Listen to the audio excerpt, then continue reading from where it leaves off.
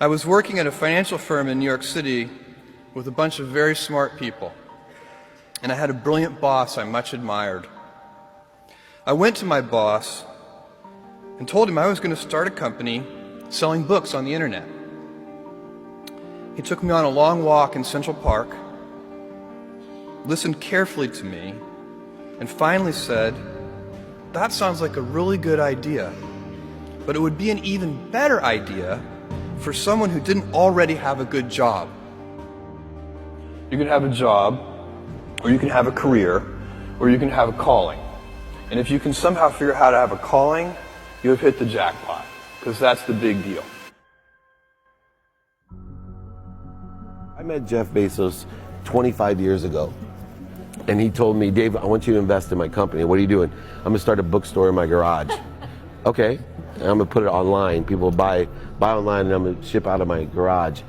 But if you invest in me, Dave, someday I'm going to be the richest man in the world. I'll do over $100 billion. First of all, there is no such thing as $100 billion 25 years ago. Statistically, there's no such thing.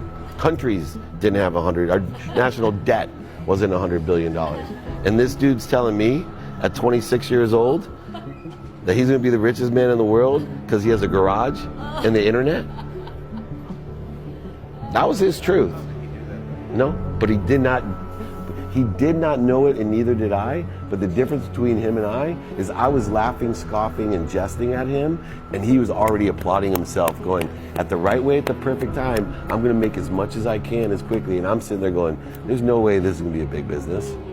Do something you're very passionate about, and don't try to chase what is kind of the hot passion of the day. Seen in that light, it really was a difficult choice. But ultimately, I decided I had to give it a shot. I didn't think I'd regret trying and failing. And I suspected I would always be haunted by a decision to not try at all. After much consideration, I took the less safe path to follow my passion, and I'm proud of that choice. As a young boy, I had been a garage inventor. I'd invented an automatic gate closer out of cement-filled tires, a solar cooker that didn't work very well out of an umbrella and aluminum foil, baking pan alarms to entrap my siblings. I'd always wanted to be an inventor, and she wanted me to follow my passion. There's a military phrase that I especially love, and it says, "Slow is smooth and smooth is fast." And I have seen that in every endeavor I've ever been in. That's the kind of thing that really allows you to make progress. You know, you get certain gifts in life and you want to take advantage of those, but I guess my advice on adversity and success would be to be proud not of your gifts, but of your hard work and your choices. So, you may be, the kinds of gifts you get in life, you might be really good at math. It might be really easy for you. That's a kind of gift.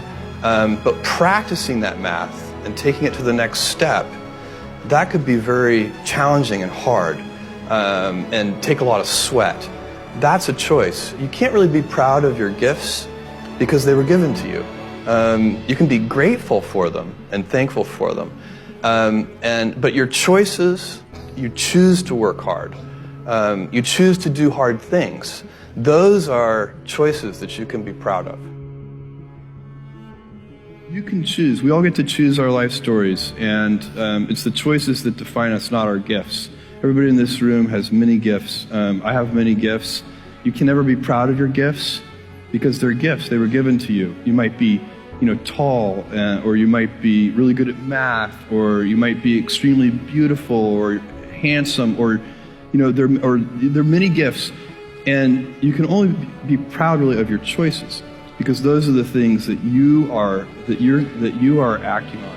And one of the most important choices that each of us has, and you know this just as well as I do, is you can choose a life of ease and comfort, or you can choose a life of service and adventure. And when you're 80, which one of those things do you think you're going to be more proud of? You're going to be more proud of having chosen a life of service and adventure. There's never been a better time to be alive.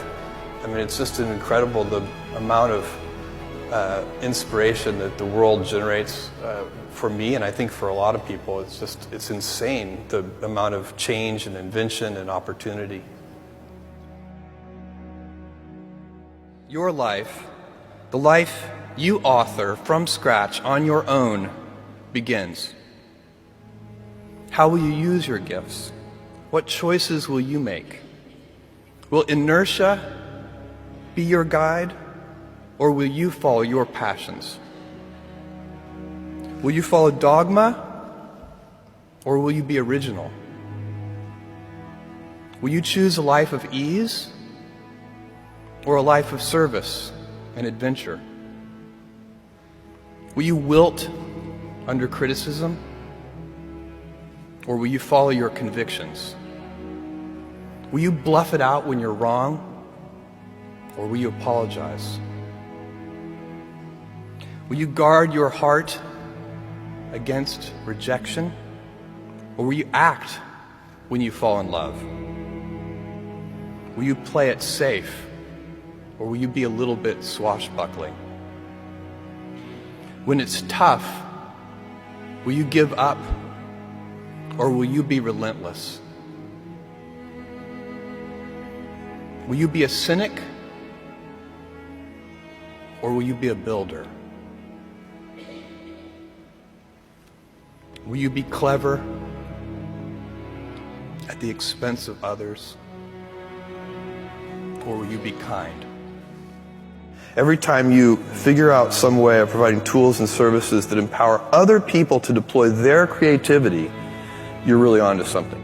You know, you're very lucky if you have a career. A lot of people end up with a job. If you don't love your work, you're never going to be great at it. Jules Verne, Mark Twain, Galileo, Newton, all the curious from the ages would have wanted to be alive, most of all, right now. As a civilization, we will have so many gifts, just as you as individuals have so many individual gifts as you sit before me. How will you use these gifts? And will you take pride in your gifts or pride in your choices?